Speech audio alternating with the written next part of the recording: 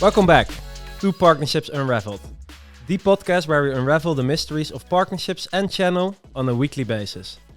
My name is Rick van der Bos and I'm the CEO and founder of ChannExt, and I'm here together with Will Yafi, CEO and founder of TIDWIT'S. Will, how are you doing today? Awesome. I'm loving Utrecht. Thanks for inviting me. Yeah, you came here all the way from the US, or actually not, right? You just came from your holiday, from what I heard. Holiday, quote unquote. I was working my butt off, but no, it was awesome. Always nice to be in Europe, and had the chance to be in Germany and in France and Spain, and partially on business, partially also for pleasure. So mixing it all up, but love it.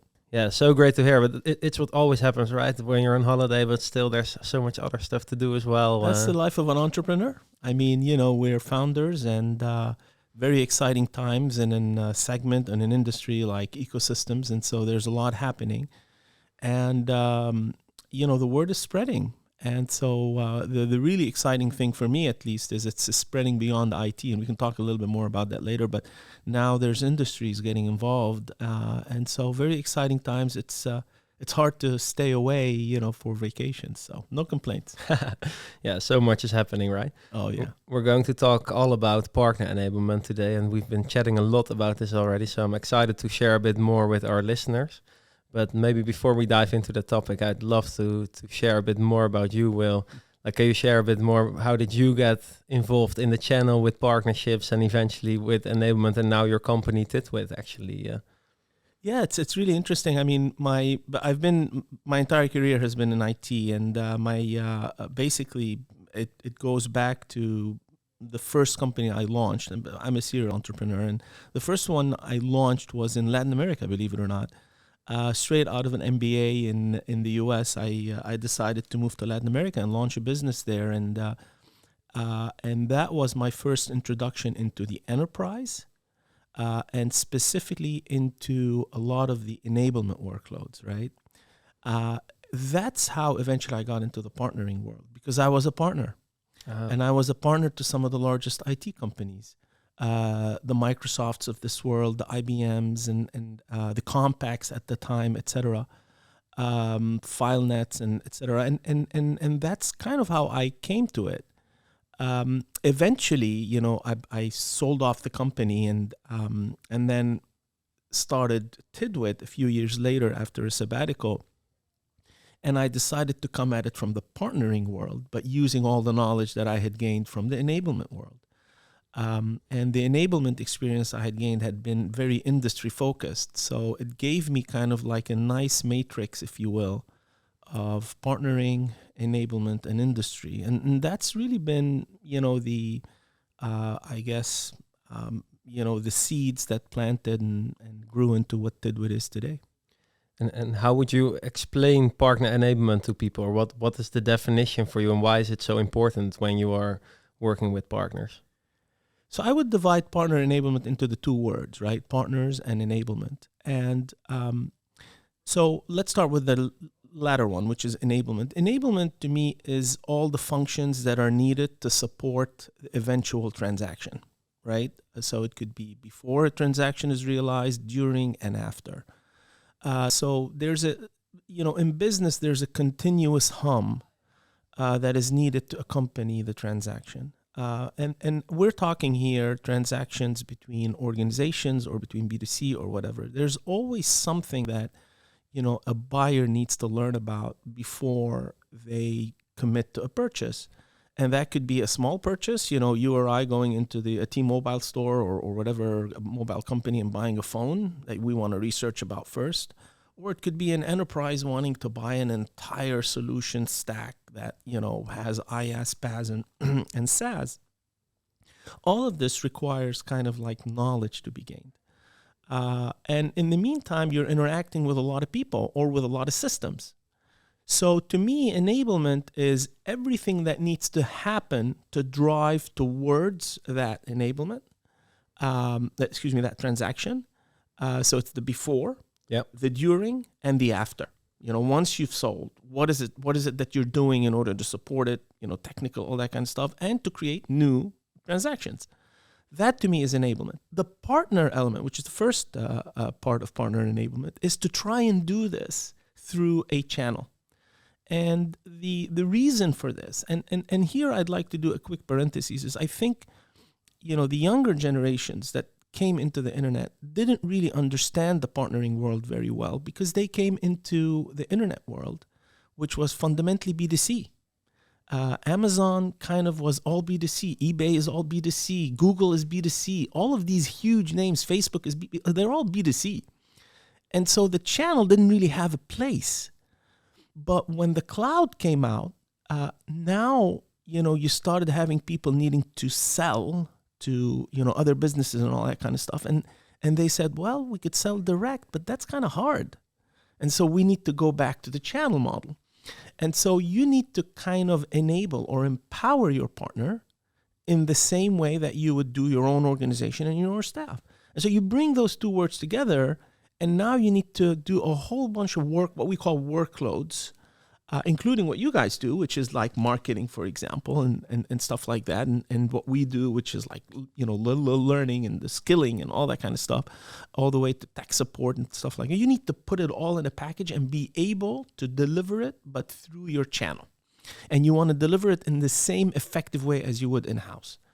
And that is a big challenge. And we can talk about some of the challenges, but that is what fundamentally partner enablement is all about. Yeah, I really like that. And I think that's indeed, we also talk about this topic a lot in this podcast. And what we always talk about is you really need to look at it as the full customer journey and all the touch points that you have to get a prospect from first contact all the way until fully implemented, a happy customer, renewing, upselling, etc. And there's so many touch points there. And I think what we see indeed a lot is that even if you are doing that purely from a direct sales perspective, it's already very complex, right? We also, at GenX, at TIDWIT, we are also selling to customers. We're constantly mapping that. But if you then need to train all those elements to your partners, it brings a whole new set of complexities around that. You bet. And then you have to figure out, okay, I have partners that are transactional. I have partners that are more on the consulting side. I have partners that are more on the technology partnering. And so you start going to different segmentation of partners, and each one needs to be really enabled very differently. So are you going to do it with Excel sheets? Are you going to be doing it with email? Are you going to do it with portals, which you and I both are, kind of have our beef with, which is like, you can't really attract droves of people to a portal. I mean, here's an example, just to kind of land some things, and this might shock some people. Like some of our, the ecosystems that we work with, the enterprise ecosystems, are massive in reach. And this is one of the things that differentiates them from workloads like co-sell. Co-sell targets primarily sales and alliance managers. And that's a subset within an organization. I mean, let's say what percentage of your staff could be sales and alliance, for example? Maybe 10%, maybe if a lot, 15%. Yeah, you still have 85% of people that do other stuff. So co-sell can only target those people. But what about the 85%? Well, those need to be enabled, right, with other workloads, right? And so then you start looking at, okay, what am I going to do to enable that? And I love what you just said, which is that, experience. So just like there's a customer experience, there has to be a partner experience. That partner experience cannot be delivered on your portal. Everybody tries to do that, and everybody's trying to sell their own partner experience, but it's impossible. And I'll tell you why. Because typically partners don't deal with one vendor. So it's a one-to-many relationship between that partner and multiple vendors. If each one of those vendors is vying for the best partner experience, but completely isolated from all the other vendors and their best experience, the overall experience to that partner that has to go to 20 different portals, each one with a completely exogenous type of an experience, is not that optimal. No. And so it becomes really a disadvantage. And I'd love to hear from you. I mean, I know you've also kind of struggled to explain that to some of the customers as well.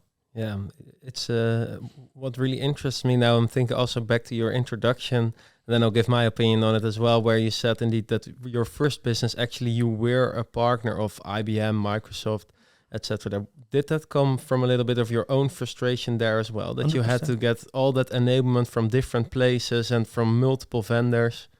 100%. And, I love partners.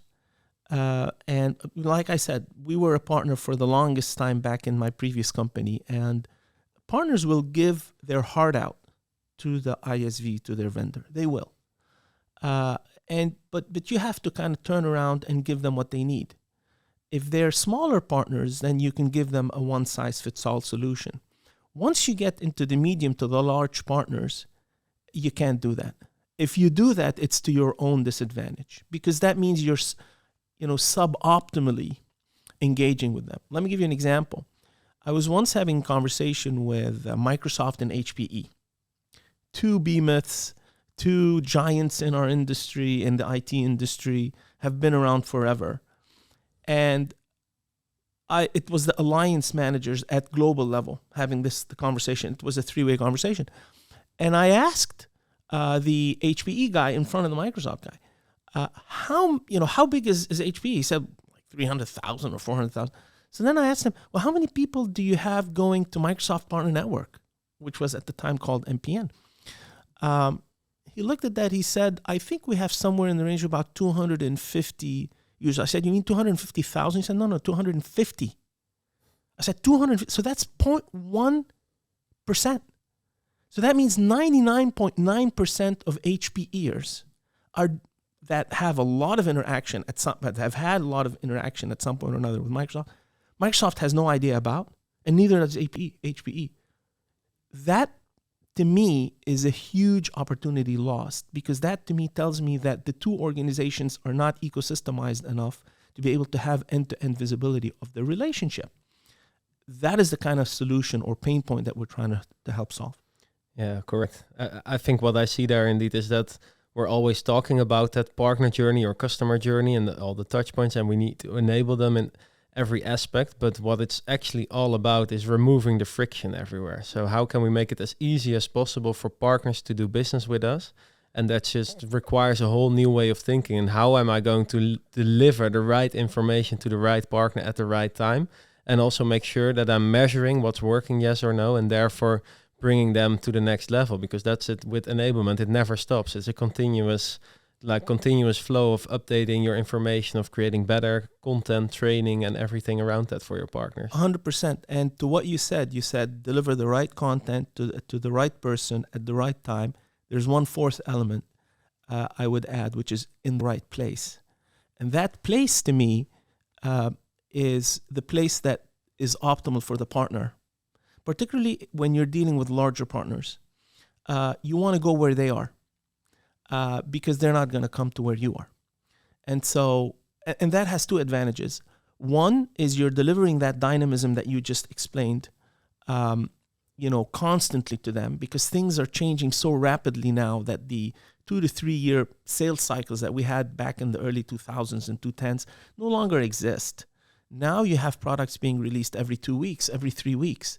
So to expect people to come back every week to your place to check what's new is delusional.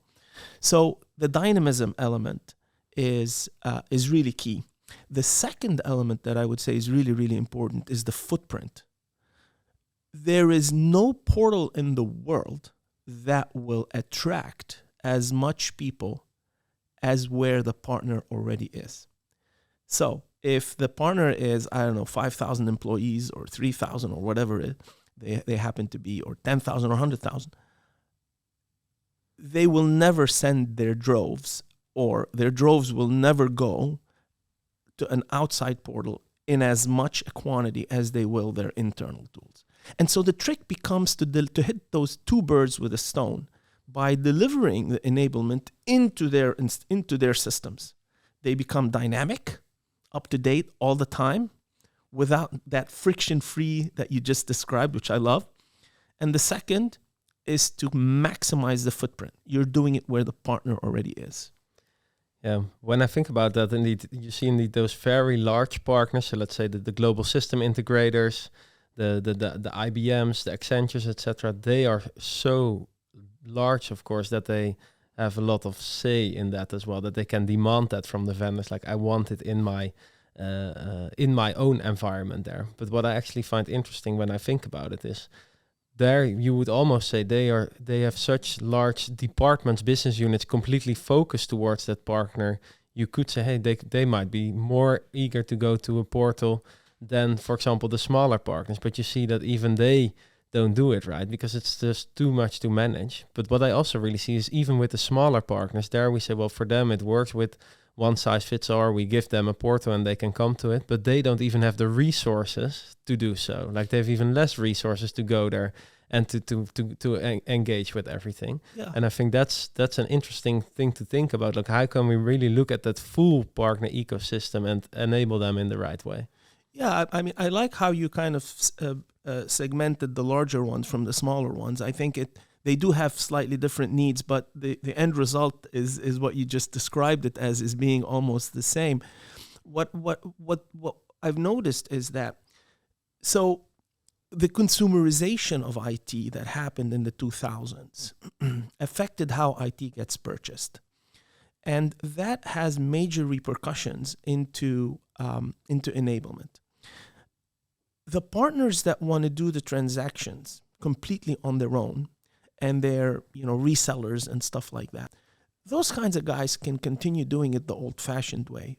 However, if you look at the trends, the global trends of where IT investment is going, it's moving towards the service providers. A lot of money is moving away from those transactional and moving into those large service providers. The service providers per se don't sell product. So now Microsoft can say, okay, well, hey, listen, if you want to come and buy licenses, just buy them, through your EA, your enterprise agreement, or buy them through my transactional portal or whatever. But the customer is looking for the deployments and the servicing and all that kind of stuff. So the transaction of the purchase becomes less important for that customer than all those servicing. That is where the servicing becomes multi-vendor or multi-solution, because the Accentures and the IBMs and even the smaller ones, the smaller SIs and some of the more avant-garde resellers, they're getting into solutions, which means they don't just sell a product. They sell a solution on top of that product. That solution might require services, might require multiple vendors, et cetera, et cetera. That automatically makes it almost impossible for them to transact, whether they're big or small, on a single portal with everything they need. It just doesn't work. No, and I think that's where they need to be enabled also to make that step and that shift from that more resell to service provider as well. But there's one question, and that came to mind, that I hear a lot when I'm having conversations with vendors with their EMEA and global teams. It's around enablement and content specifically. And there's multiple forms of enablement, of course, marketing enablement, technical enablement, sales enablement. And then they often say, yeah, but we have so much difficulties. We don't have the resources to create enough content or personalized content based on verticals, product categories, etc. What kind of challenges do you hear there around that topic a lot, and what could be solutions for that towards the future? So I'll answer it in two ways.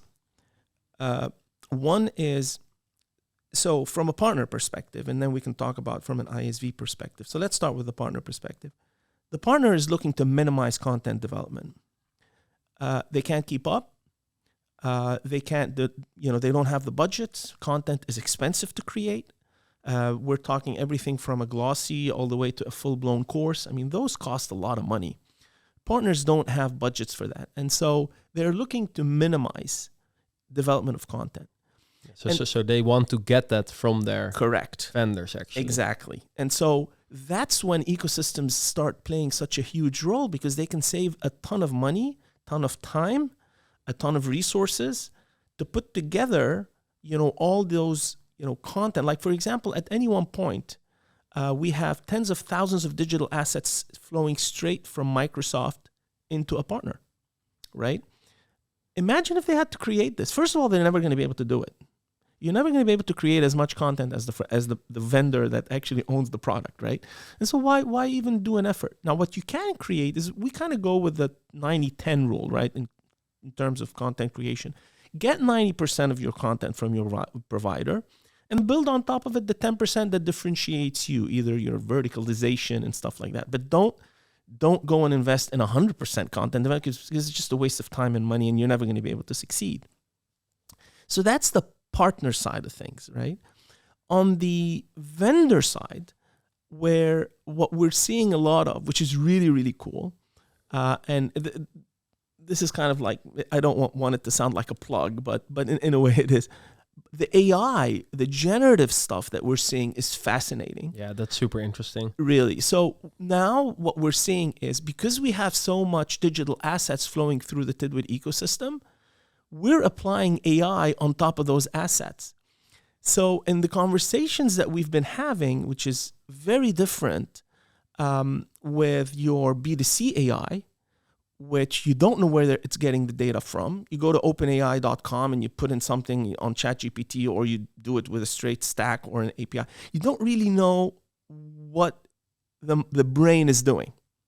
With the Tidwit AI, you do, because you're basically curating the content on the node, and you only apply AI to that node. So you can, for example, have a ton of content flowing from AWS, and we're directly connected to AWS. And I'll mention why I'm saying AWS specifically. And you can apply AI on AWS, which we have. We're the first company in the world to apply AI on all of AWS's courseware. It's nowhere else. It was fairly easy for us to do because we were already integrated to the backends, okay? Now you can regenerate stuff. You could create assessments, you can create courseware, you could synthesize, you could do a lot of that stuff. The formula, the secret formula of what we did is not the AI. The brain is there, right? The secret formula was in the processing of all the content which we had invested years in. And so the conclusion here is that we believe B2B AI goes hand in hand with content. And you curate the content, you make it nodal, right? And then you apply AI on top. And that, gives what we call, through walled gardens, the security, sanitization, accuracy, reliability, all that. And then you can go to your node that's pulling stuff from AWS, and you can ask, who's Jeff Bezos? It's going to tell you, I have no idea. I don't know. Because unless Jeff Bezos appears in one of the courses and he's part of the content, otherwise it would not know. And that's what customers, which is really funny, when we show them, who's like